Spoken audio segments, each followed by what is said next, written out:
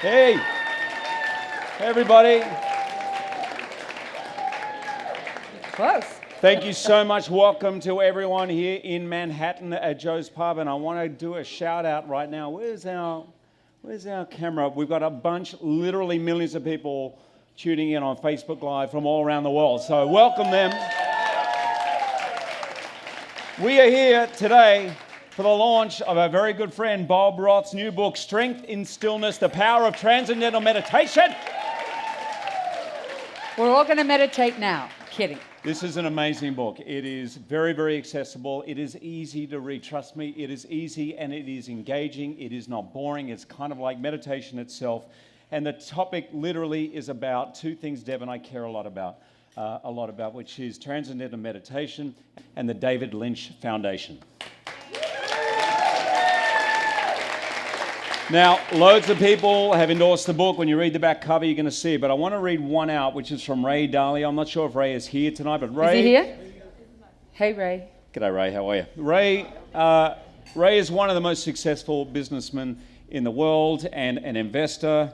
What particularly is it? Is it hedge? What is it? Hedge fund. It's one of those hedge funds, yeah. Very, very successful businessman on a global scale. Now, this is what Ray had to say about transcendental meditation. It is the single most important reason for any success I have had in my life. He also says that Bob Roth's Strength in Stillness masterfully distills the essence of this technique so that anyone can understand how it works and why they should learn it. Thanks, Ray. Now, Strength in Stillness is published by Simon & Schuster, and it went on sale this morning in the United States, and on Thursday it goes on sale all around the world. Yes, it's worth a clap. So the message is getting out there. But tonight we're celebrating transcendental meditation. We are celebrating Bob's book, and we're celebrating the amazing work that the David Lynch Foundation and TM organizations worldwide are doing to bring this simple, evidence-based meditation technique to the people who need it most. And this includes, and I don't know if there are any here tonight, veterans with post-traumatic stress, children attending high schools in high-crime neighborhoods, people who are battling opioid addiction, and women who are survivors of trauma and assault.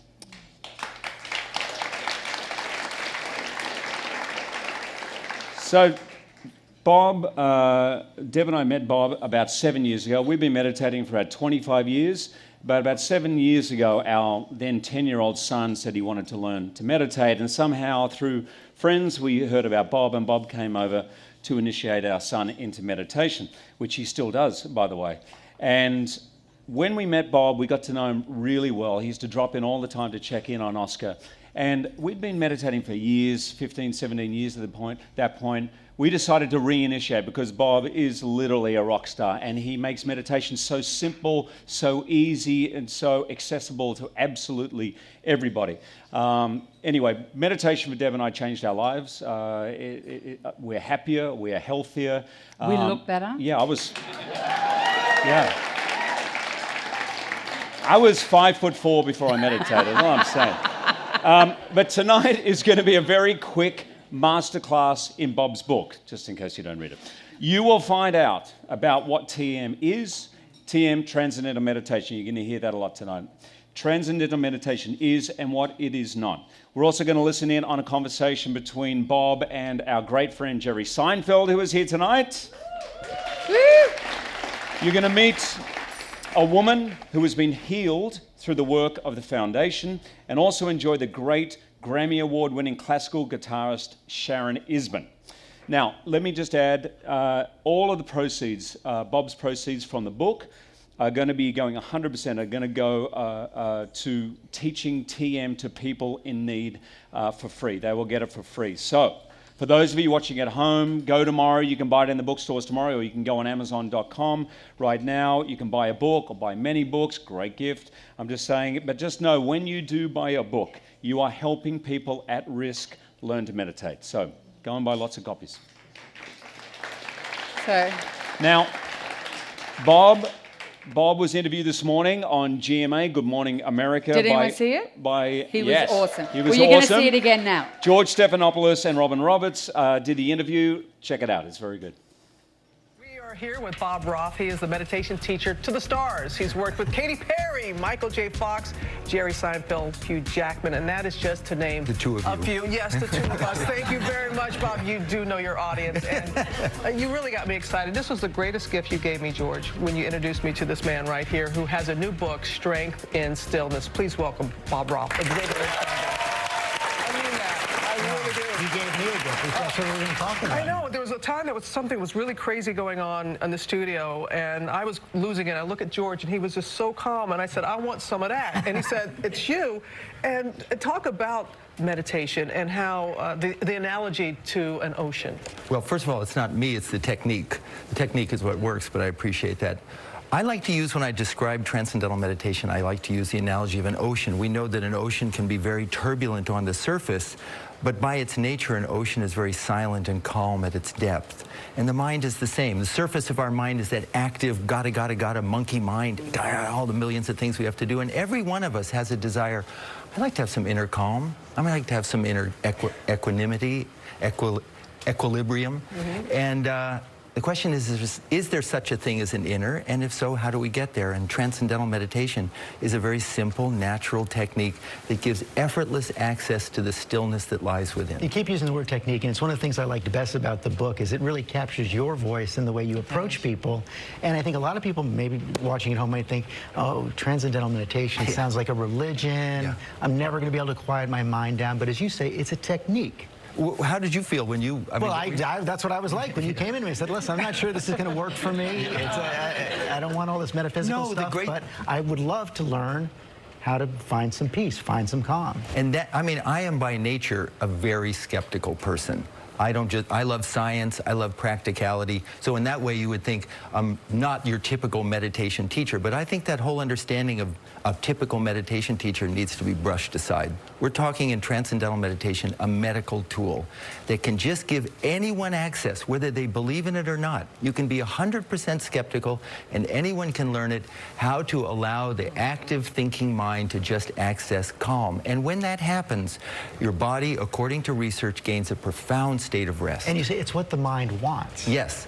The nature of the mind, that's the interesting thing. There are many meditations, and I think many people, when they think of, oh, I could never do it, I could never clear my mind of thoughts. When I heard that, someone said, okay, Bob, clear your mind of thoughts. I said, all right, then I'll create peace in the Middle East right after that. But in transcendental meditation, we just effortlessly access these deeper, quieter, calmer levels that are already there. And it happens effortlessly because the nature of the mind is to be drawn to something more satisfying. And inside, most satisfying. But also, it's like to have no expectations. And everything in life, we have expectations and intention, but when we meditate, it's just the opposite. But one thing that people are very concerned about, time. The time, the amount of time. Does it have to be the 20 minutes? There's a great thing. I told this story. A man came into the office with his 14-year-old son, and he was complaining. He said, oh, I want to do this, but 20 minutes twice a day, once in the morning, once in the afternoon. Who has the time? And his son, who must have done the math, said, Dad, there's 1,440 minutes in a day. You don't have 40 minutes to take care of yourself? So it kind of shut him up, and he learned to meditate. And the thing is, you like it. You look forward to it. It's not hard work. How do you I actually think I think it creates time. Yes. I think if you invest the 40 minutes a day, you go through the rest of the 22 hours, whatever, 23 hours, feeling more calm, more focused, more connected to everyone around you, and that's invaluable. It's who we are when we're not stressed. Stress is just, it like sticks to us. So you do this first thing in the morning, you get up 20 minutes earlier, and people say, are you kidding? I need my sleep. But I know when you said that to me, I'm like, are you nuts? But when you're getting up, you're getting more rest. Yes, it's deeper than sleep. And so you do it first thing in the morning, and it's an investment. You're more resilient, you have more energy, more focus, you get things done faster, more efficiently, and you're enjoying it.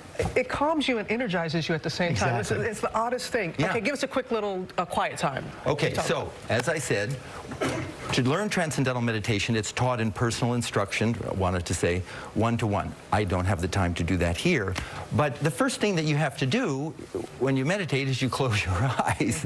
There are many meditation techniques that tell you to push out thoughts. This isn't. So it's just the simplest thing. If you just close your eyes for a moment. Everybody do that. Do that. And then just know When you learn this technique, we will give you a mantra, which is a word or a sound, and teach you how to access the deepest level of your own being. And when you do that, your body gains profound rest and you come out energized. So you can open your eyes now, but just know that the simplicity of closing your eyes, then you learn this technique from a teacher and it can transform your life. That is true. Bob, thanks for coming in. He's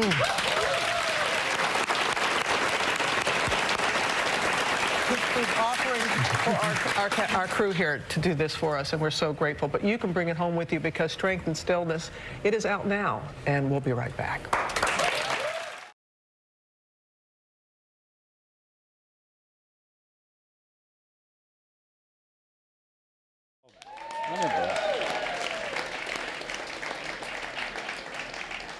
Bob has been meditating for almost 50 years. He doesn't even look that old. Meditation. And for over 45 years, he's taught transcendental meditation to thousands of people. He's the CEO of the David Lynch Foundation, and he works very closely with Dr. John Hagelin, who's the National Director of the TM organization in the US, to help bring meditation to everyone in America who needs it. And let's face it, that is everyone in America. So please welcome the master meditator and our friend to the stage, Bob Roth. Come on, Bob.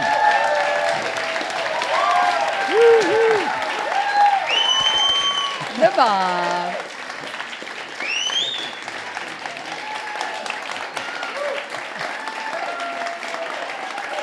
Thanks, buddy. Good. Bob. Before I start, I just want to thank everyone for coming this evening and all the people who are connecting all over the world. And I just want to make one point. I do appreciate the kind words that are given to me, but the fact of the matter is there are thousands and thousands and thousands of specially trained teachers of transcendental meditation all over the world who are doing the same work. They're just not in New York City where they have so many cool people. And so I am so grateful to all of them. They have been trained properly, and they are, and all of us together, really doing great things to make a better world. So I just wanted to thank all of them. And my book is actually dedicated to all teachers of transcendental meditation. Now, I have a question for you guys, because you're in, I get to interview them for a few minutes, and I love these two. In the book, you talk about how meditation allows you to sort of transition between the Hugh movie screen and the Hugh with a wonderful family. Talk about, and that stillness and seeing people, seeing the silence or the stillness that they have inside of themselves. I think a lot of us have jobs, particularly in this city, but really our lives are busy. I was just thinking about you, Ray, like meditation would have come in really handy the last couple of days down there on Wall Street, but things can be very rocky, and for me, I can be going from a movie set or hosting the Oscars to I come home and there's a problem. The meditation twice a day feels like I'm never a problem at home. Just clearing up my own mistakes. Clearing up my own mistakes. Picking up your socks. That it's twice a day where I get to kind of go, I call it going home or becoming, just realigning with my true self. It feels simple, it feels effortless, and the nature of life is we put on masks, whether I'm a father or whether I'm an actor or it doesn't matter. Through life we put on various different masks, but twice a day I get to take those off, reacquaint myself, as you say, with the bottom of the ocean. And as George beautifully said, I feel that time gives me more time and more calm. It's like drawing back the bow. The meditation is the drawing back the bow so that during the day, whatever task it is, parenting, acting, doesn't matter, I just feel the energy is finer and I shoot the arrow straighter. Mom,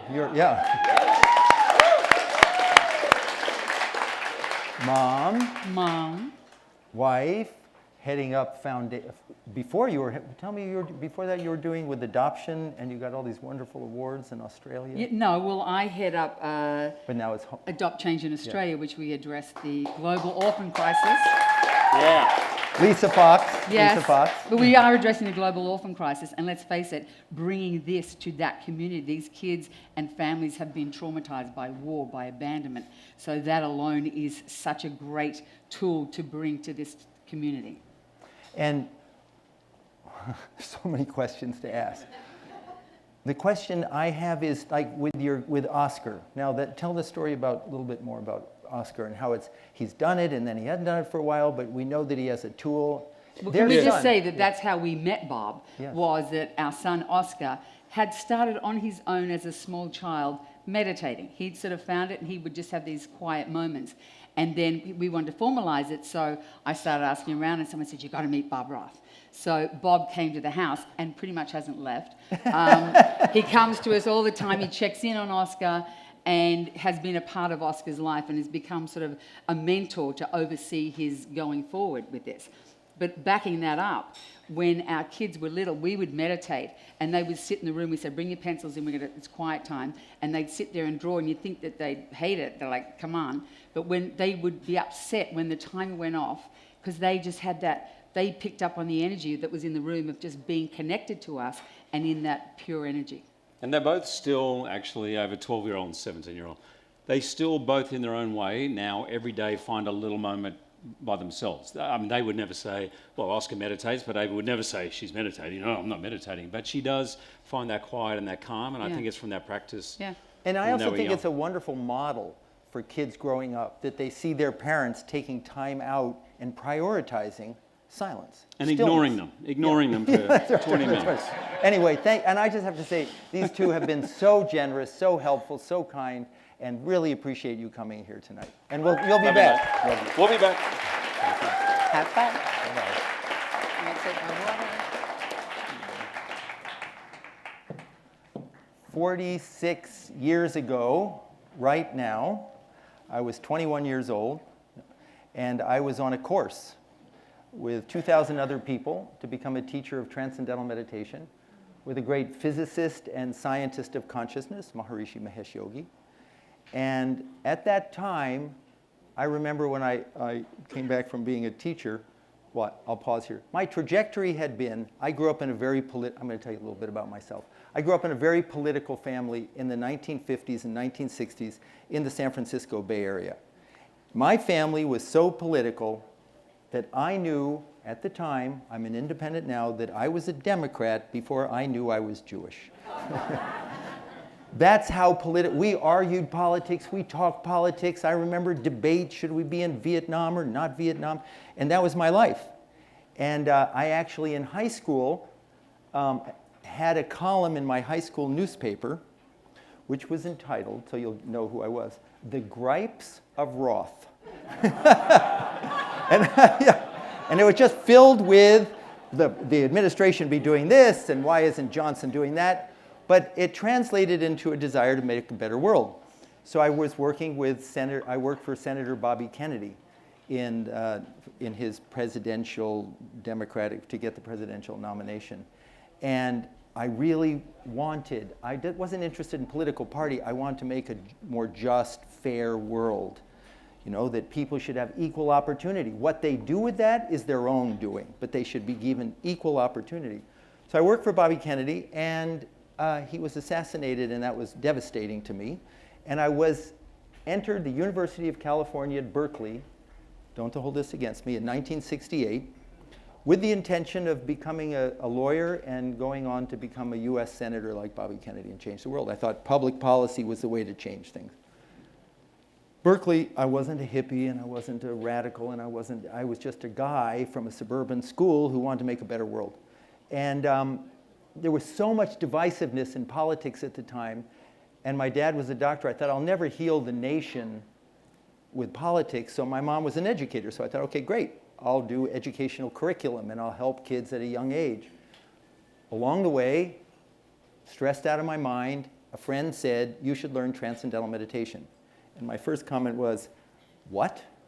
I had no idea what it was. I'm a skeptic. And he said, you don't have to believe in it. And I learned it because I was under a lot of pressure. And almost the first or second day after I learned it, I had the thought, not I want to get enlightened, was I want to teach this to inner city school kids. That was my first thought. And I became a teacher, and I taught for many, many years. And then I met the great filmmaker David Lynch. And I asked him one time when he wasn't paying attention, I said, sort of like when you're a kid and you ask your parents for the car you know, when they're not really paying attention. And I said, David, we should start a foundation. And he said, fine. And I said, and we should call it the David Lynch Foundation. I think he said, uh-huh. And can I send out a press release? And he said, yeah.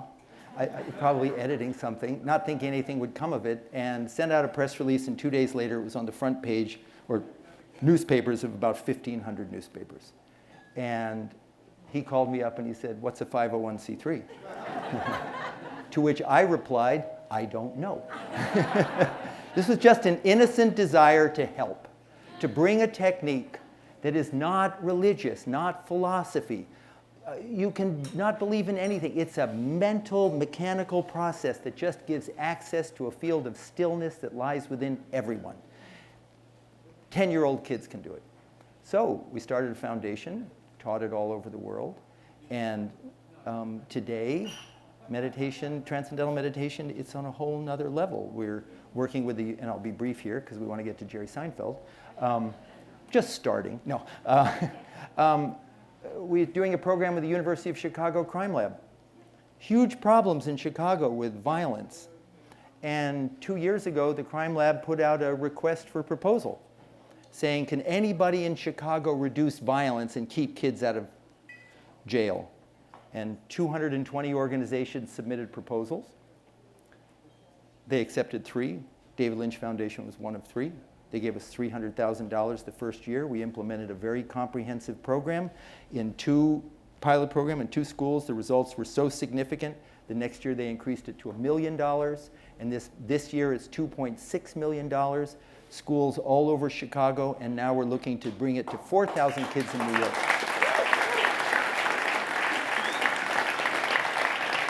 So I am standing here. It's, because I know many of you sort of like family, it's very moving for me. 46 years ago, sitting on a teacher training course, and now on this point where we could start talking about bringing a tool to help address the epidemic of toxic stress that is killing young people and adults, killing, through something, not some new highfalutin technology, but something that's as old as human beings. Old, and what are we doing? Accessing stillness, equanimity, and the whole transformation that comes from that. So what we're going to do now is, so I'm very grateful to everyone here. What we're going to do now is I'm going to show you this little 90-second film of some of the work we're doing, and then Jerry Seinfeld, who needs no introduction, so I'm not going to introduce him, but he has been really instrumental in helping the David Lynch Foundation. So if we could see the video, and thank you again very much. I'll be right back.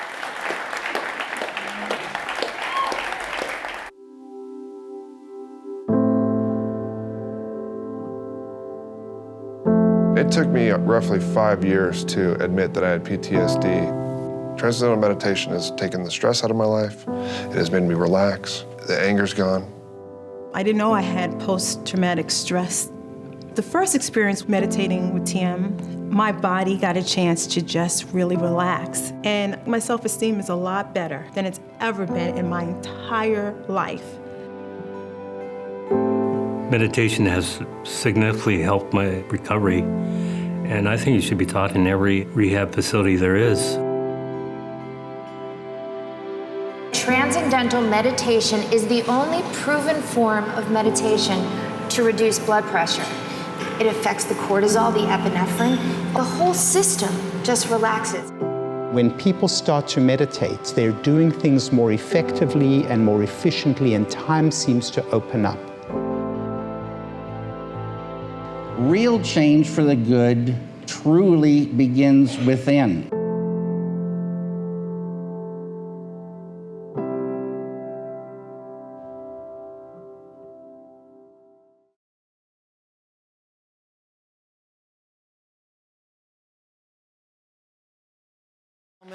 Jerry Seinfeld.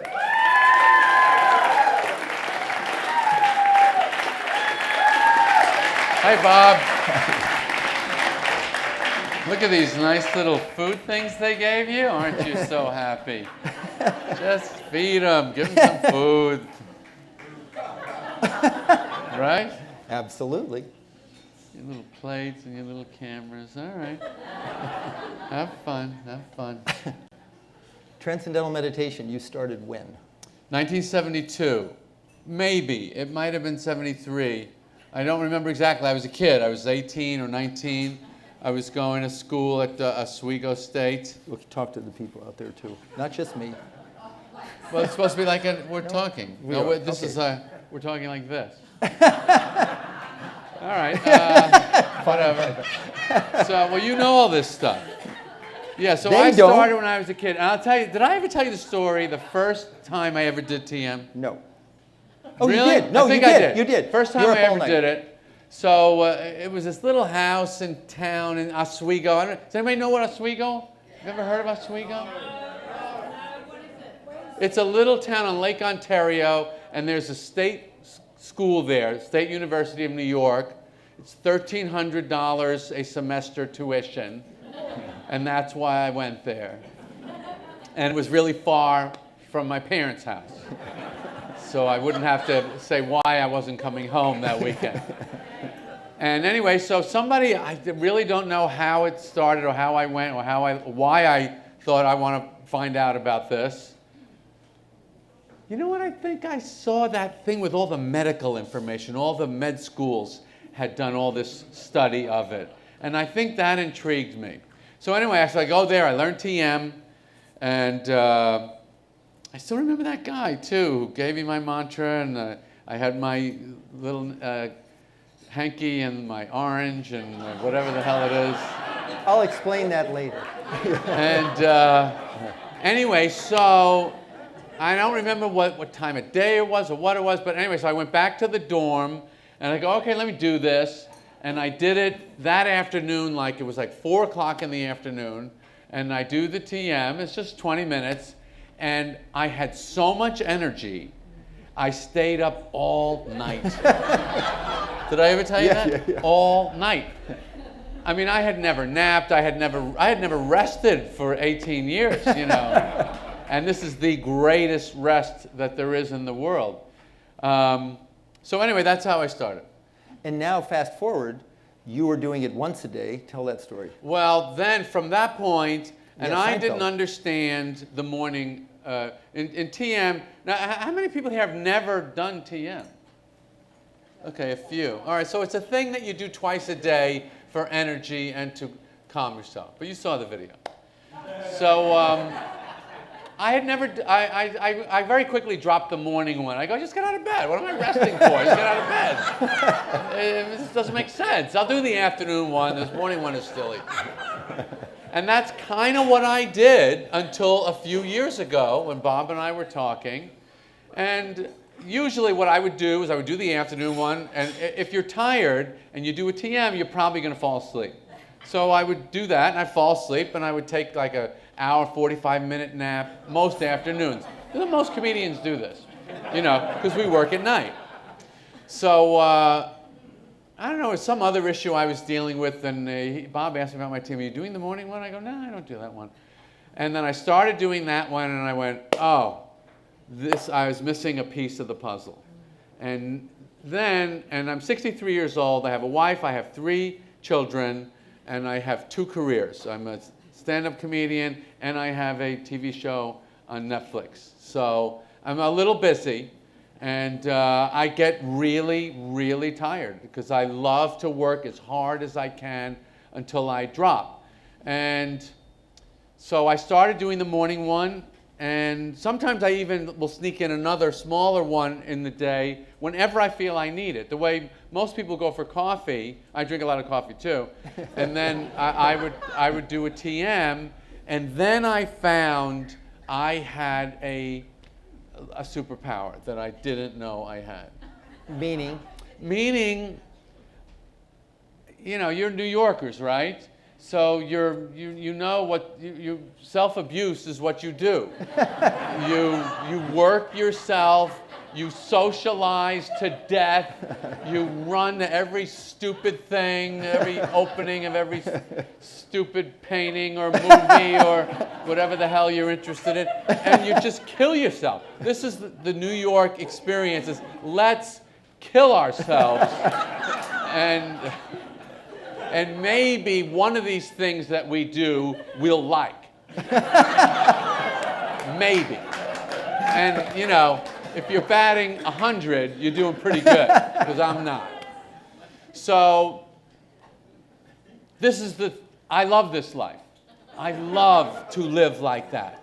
I love having too much work, too many kids, too many social things my wife wants to do. But I like that. I like that. If you live here, you can't get enough. You just can't. Because there's a lot of other places you could be and be sane. But you're not going to those places. You want to be here, and you want to be out of your mind. And I think it's the greatest life there is. Now, here's the problem. Here's the problem. If you don't have a technique to recover yourself, you're going to fall apart either physically, emotionally, health-wise, or just your work is going to suck. Because I don't care who you are, if you're tired when you do your work sucks. Okay, so that's why TM is the greatest tool for work. And that's when I meet New Yorkers or you know, people that are very, very into achieving. That's the way I talk to them about it. I go, forget whatever you think this is. Do you like to work hard? Do you want to kill it? Do you want to do great? You have to have this gun in your holster. You have to have it. Because you're an idiot. It's like ridiculous. It's like working without sleeping or eating. Like, those are the main things you have, right? If you don't do TM, you have your night's sleep and food. That's all you have to give you energy. And exercise. If you exercise, that helps too. So anyways, that's what I have to say about it.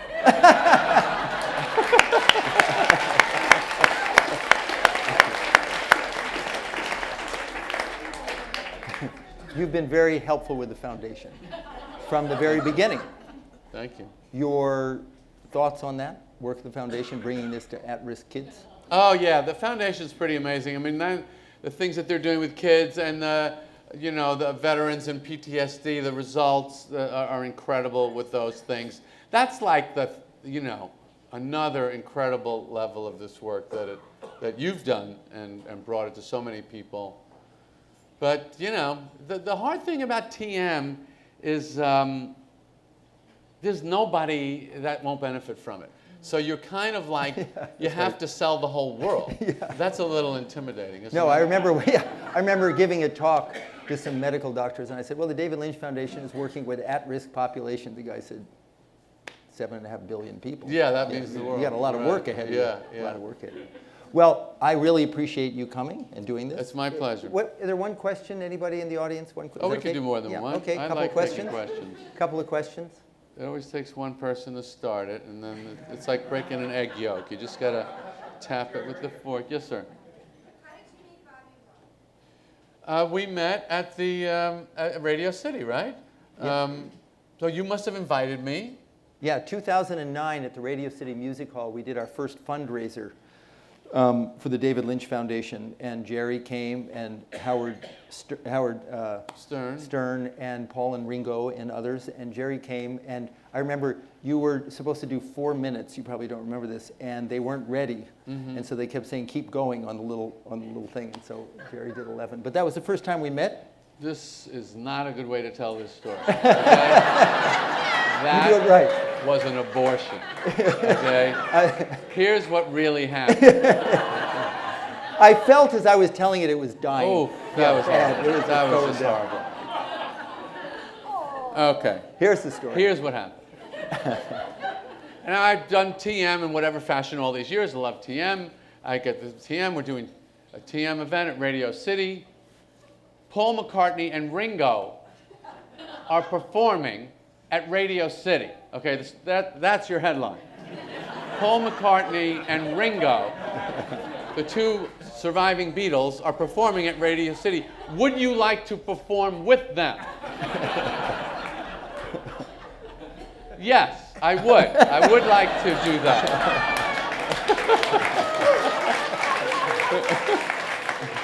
And it's for TM even better, but at the time, honestly, at the time, it was, you know, I'm a kid. I'm 63, so in 1964, February 9th, 1964, I'm 10 years old. And the Beatles come on Ed Sullivan. If you're of a certain age, you know what that was.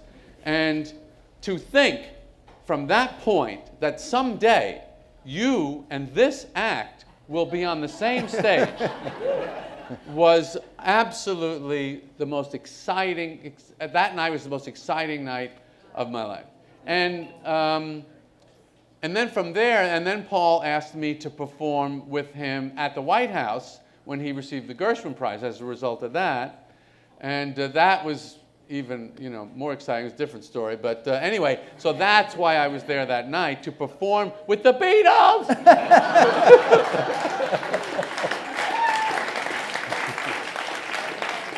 Other questions? Yes. Yes. Yes, sir. Oh, Oren. Hey, Derek.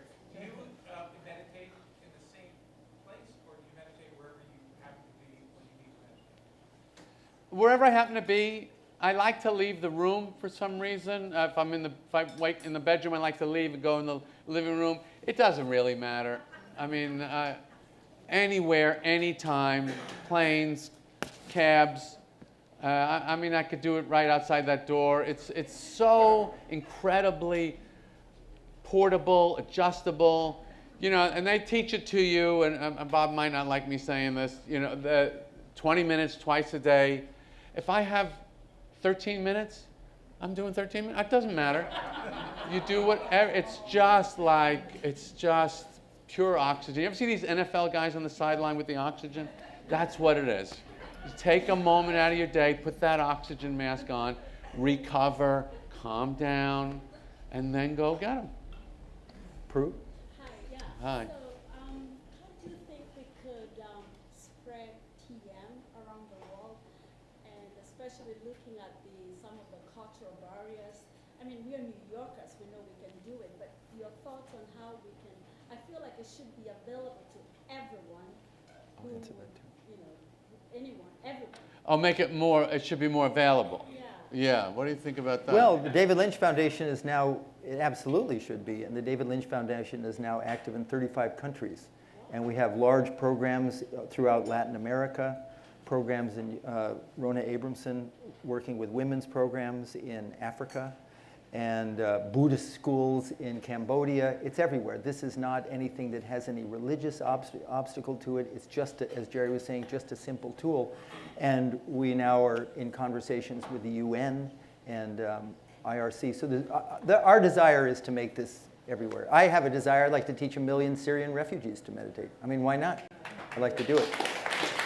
Last question. Could meditation be learned online? Could it be learned online? I don't think that would be the best way. It's probably possible. Well, we've tried it, and it always, I mean, for 7,000 years, it's been taught one-to-one, and there is a certain power to just for that 1 hour. It takes about an hour a day over 4 consecutive days, and the first day is one-to-one.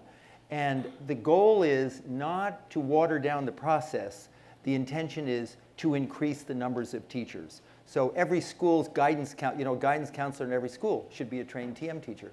On military bases, in addition to their other training, they should have training to be able to teach a person to transcend. So and HR departments. So the desire is to really properly train and certify teachers so that it's a big problem we're facing, as we were saying. Stress, trauma, it's real.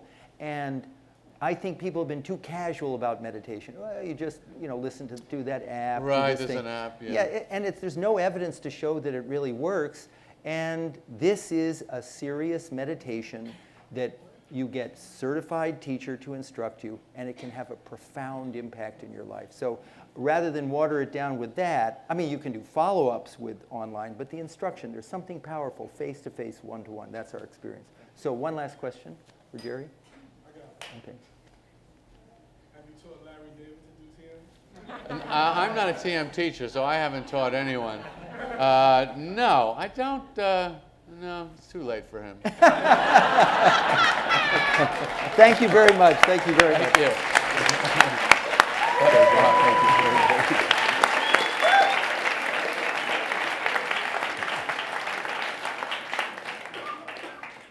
tonight is a fundraiser when you're coming here, and when you paid to come here, and also the proceeds from my book. One of the key areas that we're working in is the area of women and children who are survivors of domestic violence, sexual assault, and also among veterans, post-traumatic stress disorder.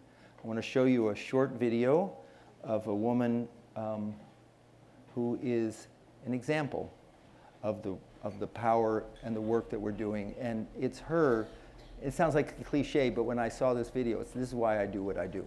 So please watch this video.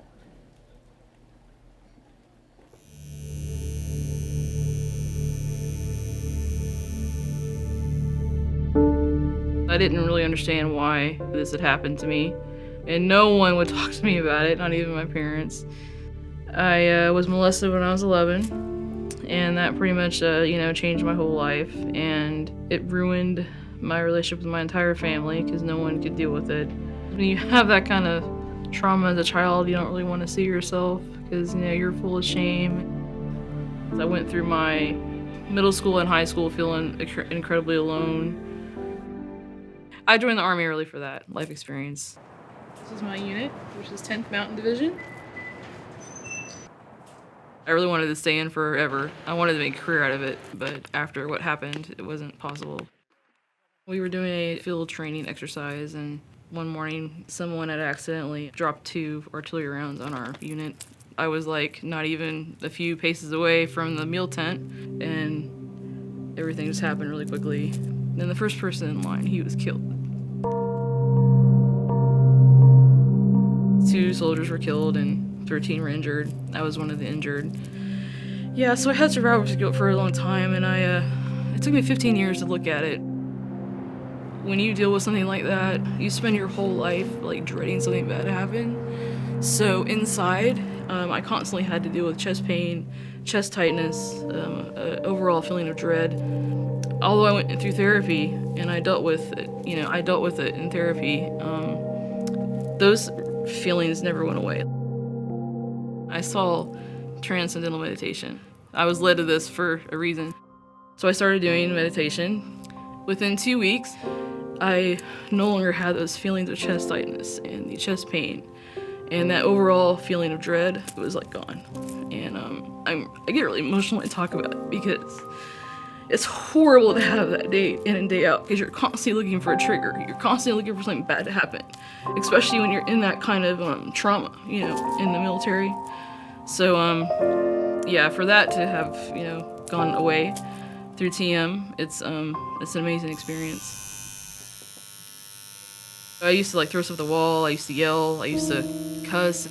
The funny thing about my job is that they actually tell me at work, did you put your meditation in the schedule today?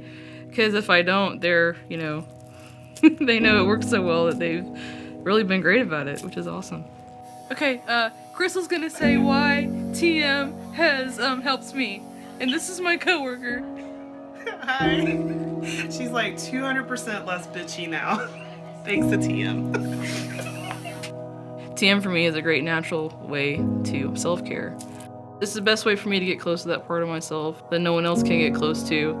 Since I was 11 until now, I never really took a good look at myself. I've been able to have more self-awareness. Every time I do TM, I'm regaining more of that love that I was never given. 'Cause I'm able to give it to myself.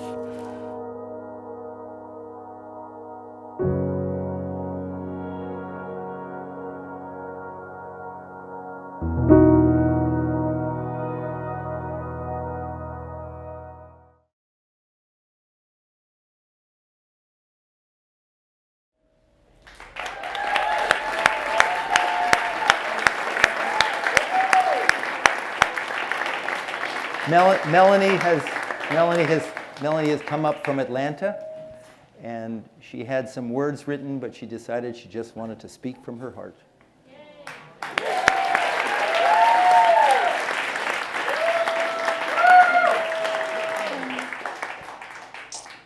Well, today I came to support Bob, and I just wanted to thank the David Lynch Foundation because TM has truly changed my life.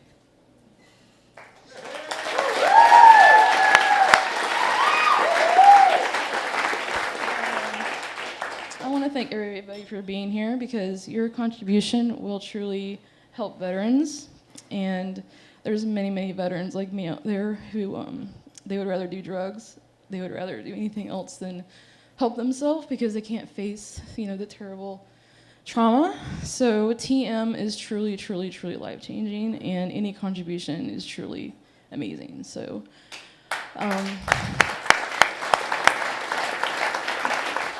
Also, women, victims of domestic violence, any abuse, really, as you heard from my story, it just causes so much trauma, and it's so hard to deal with, but TM allows you to love yourself like nothing else. I want to thank my amazing TM teachers in Atlanta that have always been there for me. They're always there to answer questions, and I think that's amazing that they take so much time for us. And that's another reason why it is an expense, because they spend their whole life helping us, And so I just want to thank my TM center there, and I want to thank, again, Bob for allowing me to tell my story and allowing me to be here. So I thank everybody from the bottom of my heart for anything that you're willing to do. Thank you.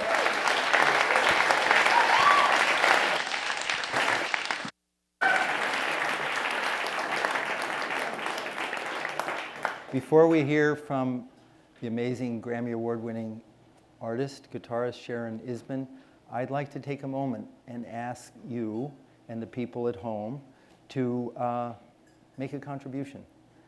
Whatever it is, $5, whatever. We have a generous donor who's going to match every dollar that's given, and 100% of the proceeds will go to teaching Melanie's friends and women and children who don't.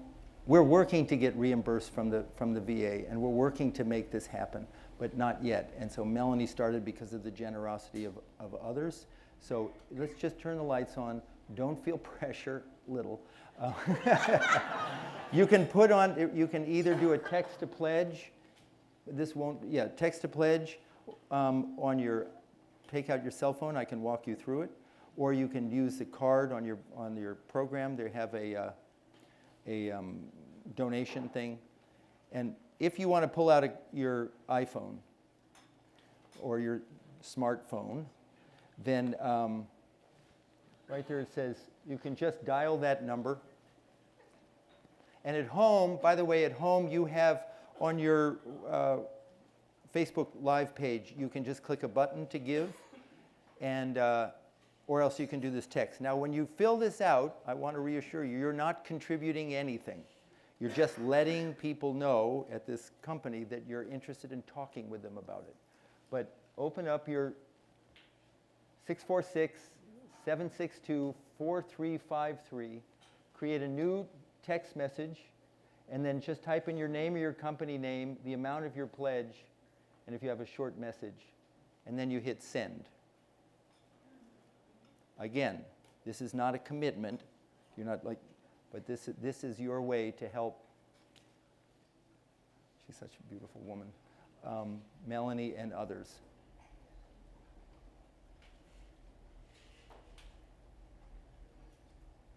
So you can, thank you very much. So this is, you have that. And before, just 1 second. Yeah. And we have flowers for you. Hi, gorgeous. Thank you for sharing your story. Thank you.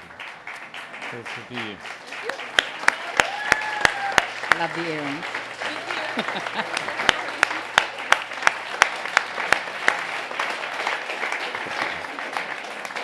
I just want to remind you, as we said, all Bob's proceeds are going back to the David Lynch Foundation. But the reason that he wanted to do the book in the first place, and this was a labour of love, almost 50 years in the making, was to raise awareness of the benefits of TM and bring it to women like Melanie and to other at-risk children and adults. Deb and I are very proud. Deb and I are really proud to support the David Lynch Foundation and the work that it does, and we encourage you to join us in that if you can. Yes. And I know it can be a bit of a hassle, but please just take one moment and you can really, truly help save lives.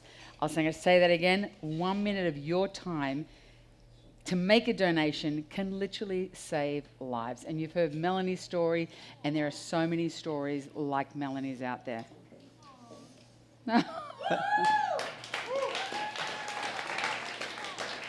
Thanks, Matt Hetherington, sitting over there. Well done. That's good. $50. Kelly Good on you. Bean, thank you very much. Thank you. Very good.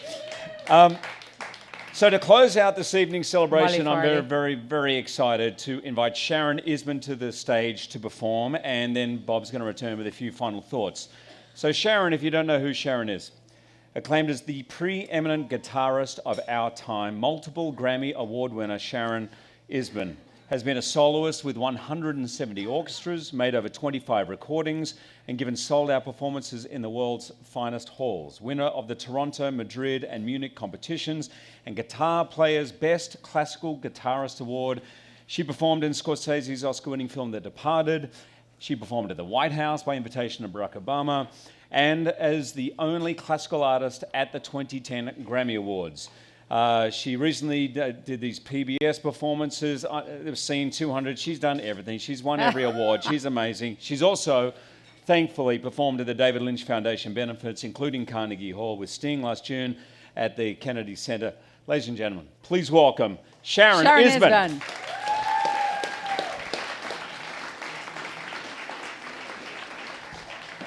Thanks. Have fun.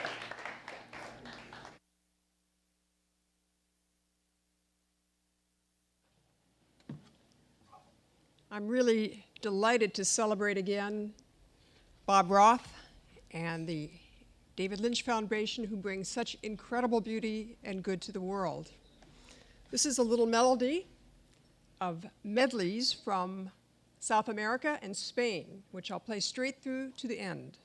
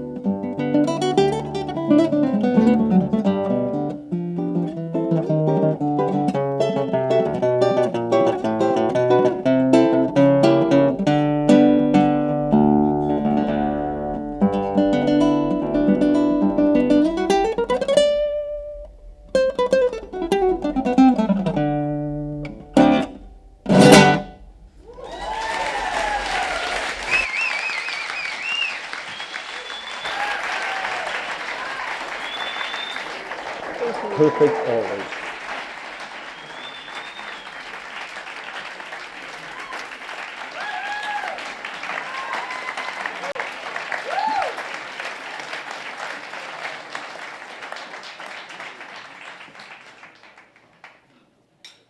So we conclude before supper, and everyone on, I was going to say everyone is invited on Facebook, but it's a stupid joke. One person I failed to properly introduce, and that is who's with us tonight, and that is His Excellency, the Honorable Joe Hockey. Okay. The Australian Ambassador to the United States and his wife, Melissa Babbage.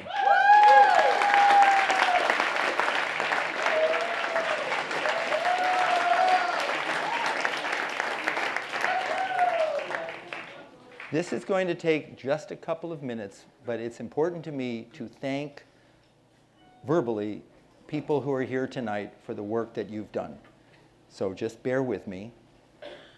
First of all, Lisa Fox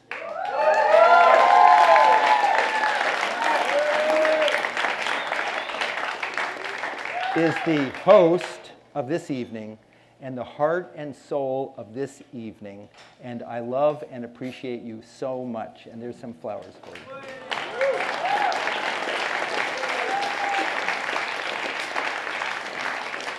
And Jill Pangallo worked closely with you to make this happen, so we're very, very appreciative of Jill. Thank you, Hugh Jackman, Deborah-lee Furness, Jerry Seinfeld. That was really... And Jerry said, the great thing about Jerry is he said, we asked him, remember, Jill, we said, would you do some comedy? He said, no, I just want to talk about TM. And so we were going, And then he was like, can't stop being hysterical. Melanie, thank you so much for coming and sharing these things.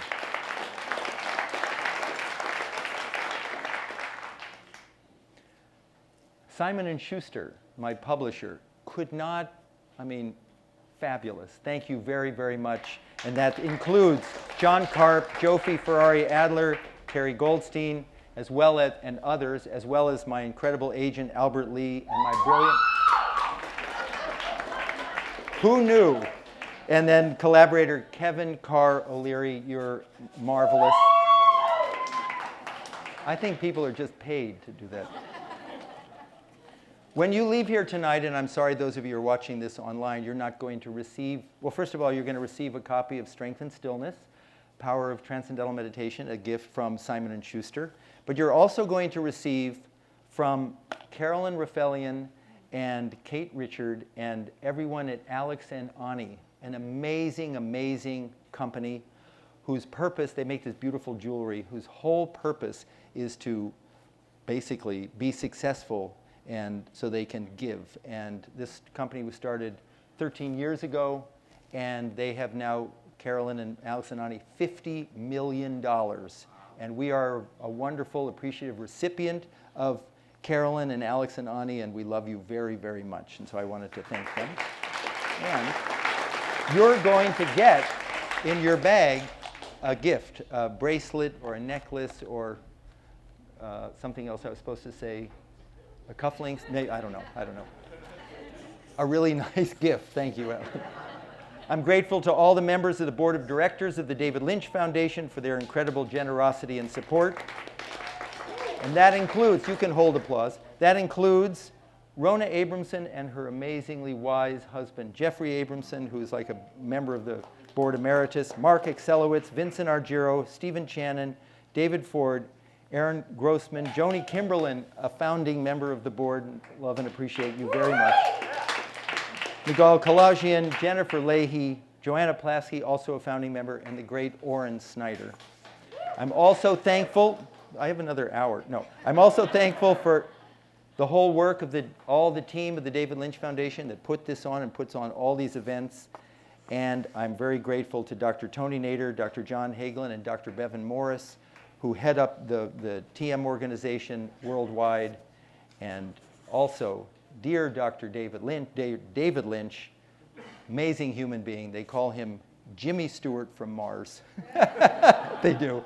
And Dr. Norman Rosenthal, who, along with Dr. Suzanne Steinbaum, who's been, Norman, you've been a real driving force for everything. You're bearing with me. It'd be like the Oscars where they pull you off. And then my grandmother, and all the TM teachers all over the world who are watching this. Thank you, thank you, thank you, thank you, thank you. And now, almost my favorite part of the evening, tonight is the birthday of a very dear and beloved friend of mine, and that is Christina D'Alio. And Christina chose to celebrate, she'll never talk to me again, chose to celebrate her birthday tonight with her husband Paul, as well as with Ray and Barbara and Mark D'Alio. So to you, dear Christina, I wish you and your whole wonderful family a healthy, happy, and deeply fulfilling year ahead. I love you very much. Happy birthday to you. Happy birthday to you. Happy birthday, dear Christina. Happy birthday to you. Happy birthday. Make a wish. Happy birthday. Thank you. Happy birthday. Hey. The cake looks awesome. Happy birthday. An amazing evening. Lisa Fox, again, thank you very much. Thank you to all of you for coming. Thank you to everyone.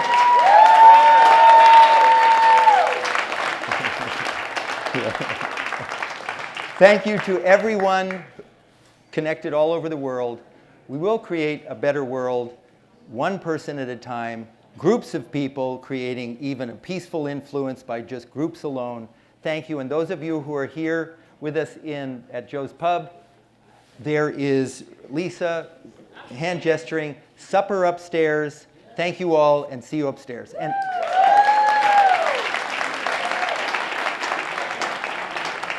go, go, go.